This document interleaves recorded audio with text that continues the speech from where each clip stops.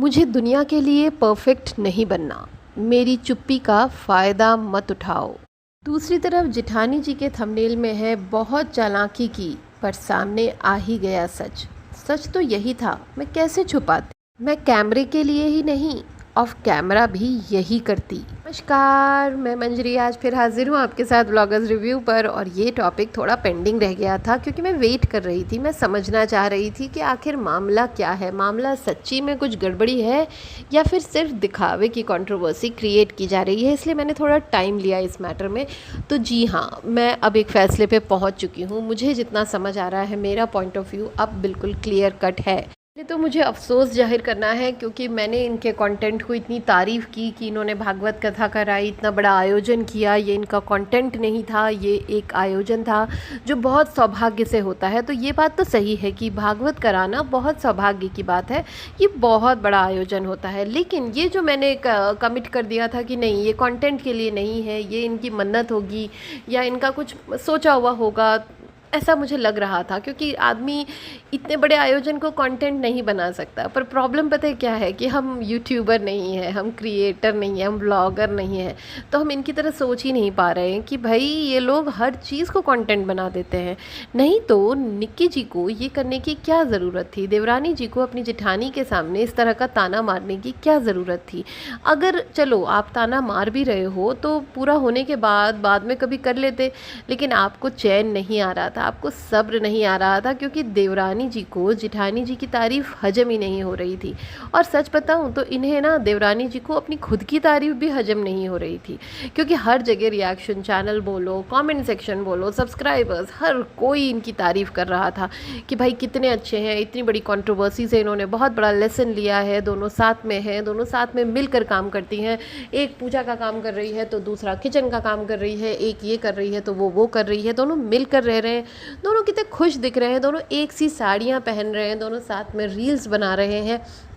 बहुत सारी चीज़ें दिख रही थी जिसको वो एक आदमी बहुत पॉजिटिव तरीके से ले रहा था। लेकिन कुछ लोग होते हैं ना, जिन्हें पॉजिटिविटी हज़म नहीं होती, या सच कहूँ तो इन्हें लगा कि पॉजिटिविटी में अगर इतने व्यूज़ आ रहे हैं भागवत में, तो इसमें थोड़ा सा नेगेटिविटी का तड़का लगा देते हैं तो फिर अलग ही मज़ा आ जाएगा, कहीं हम ट्रेंडिंग में ना चले जाएं। आखिर हम हैं तो शिष्य ही ना गुरुजी के। गुरुजी जो वाईटी पे सबको कंट्रोवर्सी करना सिखाते हैं, गुरुजी जो सबको बताते हैं कि आपस में लड़ते रहो, लड़ाई दिखाते रहो, व्यूज़ खाते रहो, बस यही चलता है।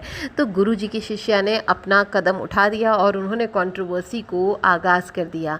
अब ये कंट्रोवर्सी 7 दिन की भागवत, मतलब छठे दिन ये कंट्रोवर्सी शुरू हुई, मतलब हम लोगों के सामने आई और भागवत ख़त्म हो गई है। 7 दिन की भागवत होती है, भागवत ख़त्म हो गई है।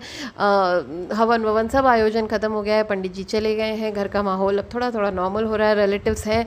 लेकिन रिलेटिव्स के सामने भी छोटी बहू अपने आप को बहुत छोटी बच्ची दिखाने की कोई कसर नहीं छोड़ रही है।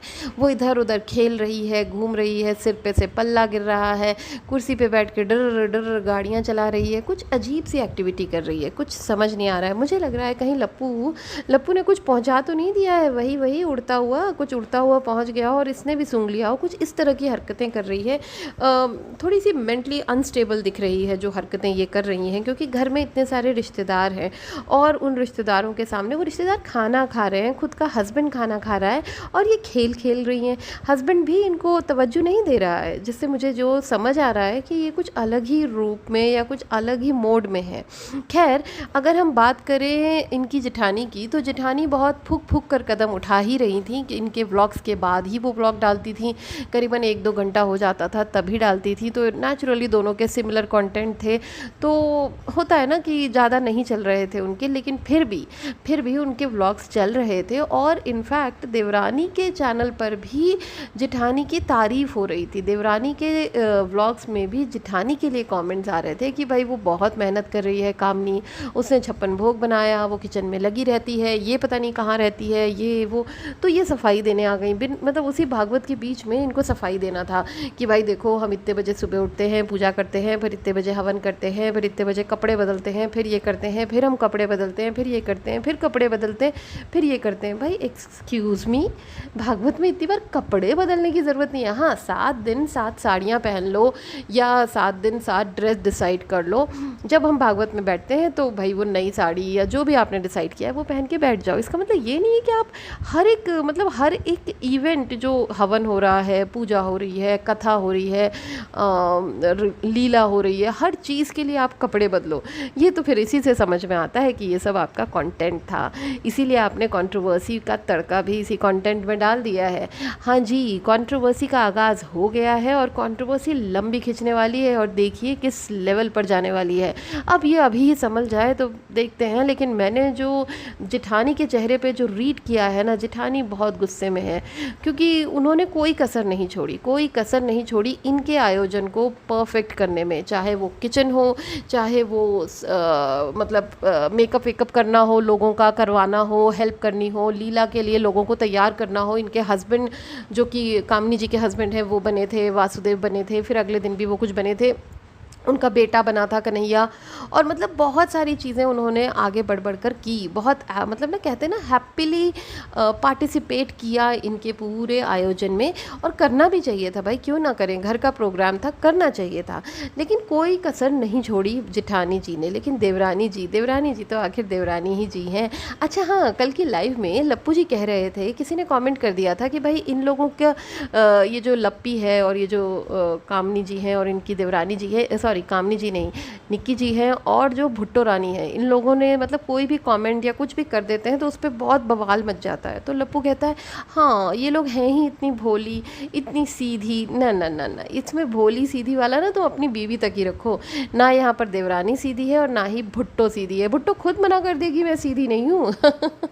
अच्छा चलिए आप लोग बताइएगा कि लप्पी, देवरानी और भुट्टो, इन तीनों में से कौन सबसे ज़्यादा भोली, सीधी, साधी, प्यारी सी बच्ची है। चलिए ये क्वेश्चन हो गया आपके लिए, तो कमेंट कर कर ज़रूर बताइएगा। चलिए आगे आते हैं। तो ये एक एपिसोड होता है मेकअप का, जहाँ पर वो मेकअप वाली को ताना मारती हैं कि भाई तेरा फ़ायदा हो रहा है, तुझे बहुत काम मिलेगा, यहाँ पर तू काम कर रही है तो तुझे आगे बहुत काम मिलेगा, इसलिए तू ये कर रही है। तो वो तो चुप रहती है क्योंकि भाई जो पैसे लेके काम कर रहा है वो तो चुप ही रहेगा ना, क्या ही कहेगा। लेकिन उधर से जो जेठानी जी हैं वो वहीं पे खड़ी थी और मेकअप कर रही थी, साथ में हाथ में आलता वलता कुछ लगा रही थी। तो उन्होंने बड़ा अजीब सा एक वियर्ड सा फेस बनाया, स्माइल किया, एक ऐसी वाली स्माइल होती है ना कि अच्छा मतलब तुम ये मुझे बोल रही हो, अच्छा तो ये ताना मेरे लिए था। तो लो जवाब, उन्होंने फिर जवाब भी दे दिया कि भाई कैमरा हो चाहे ना हो, कैमरा ऑफ द कैमरा भी मैं यही करती, मैं वीडियो बनाने के लिए भी यही कर रही हूँ और वीडियो नहीं बनाती तो भी यही करती।